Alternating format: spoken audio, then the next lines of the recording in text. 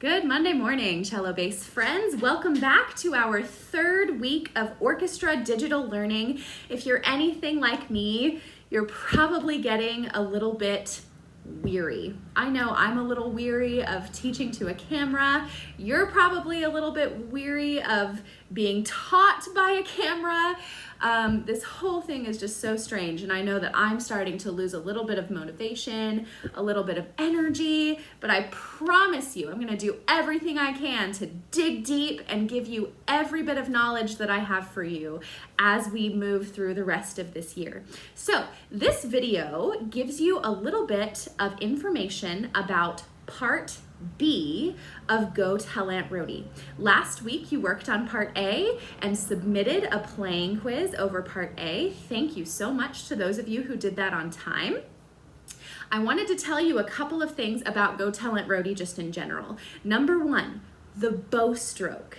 Please play with a smooth and connected bow stroke, or a legato bow stroke. I got a lot of questions about that last week. So smooth and connected, okay? Secondly, the musical form of Go Tell Aunt Rhody, I'm gonna use my whiteboard, looks like this. A, B, A. Really easy because you've already been working on Part A and already pretty much know Part A. Hopefully. Once you get Part B down this week, you will know all of the notes for Go Tell Aunt Rhody, which means that next week, that's right, you're gonna put the whole song together for me. So make sure that you don't wait until the last minute to practice, guys.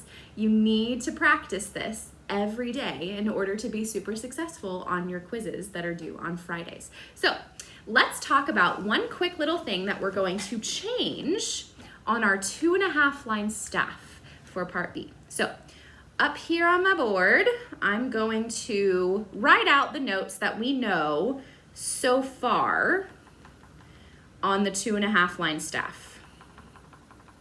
Give me a second. Hopefully y'all had a good weekend. It's kind of cloudy and gross, wasn't it? I wasn't too happy with the weather.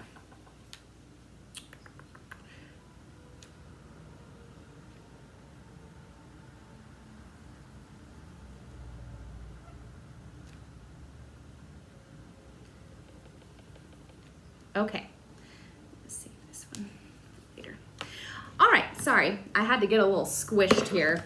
My apologies. So far, these are the notes that we know. We know that open D lives on the bottom line of our 2.5 line staff. E lives in the space. Then we have F sharp. That one's pretty obvious with the sharp sign. G sits perched on the top. And then we have a little half line that gives us our open A. So in order to play Part B, we are actually going to add one more note to our 2.5 line staff. That note is first finger B, and I want you to think about it for a second. Why do you think I chose to put our first finger B note next to A? Why is that? We've talked about that in class, and I want you to just remember why it is that first finger B has to go next to first finger A and not down, or excuse me, open A, and not down here somewhere else. Why is that? The answer is simple, right? They are neighbors in the order of our musical alphabet. So A and B have to go right next to each other. So you'll see that my B note is perched on top of our little half line. Our A is directly on the line.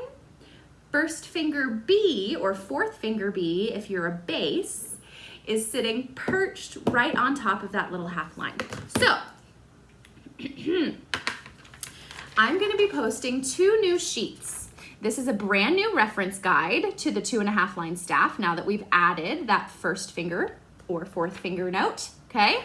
And then I'm also going to post the 4 measures that make up Part B of Go Tell Aunt Rhody. You'll notice that this looks a lot like Part A as far as construction.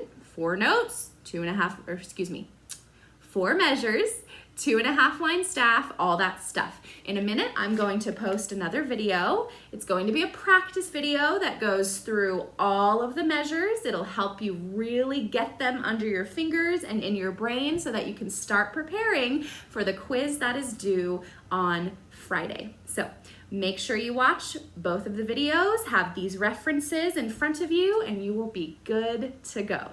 Stay tuned, second video coming soon. Thanks, guys.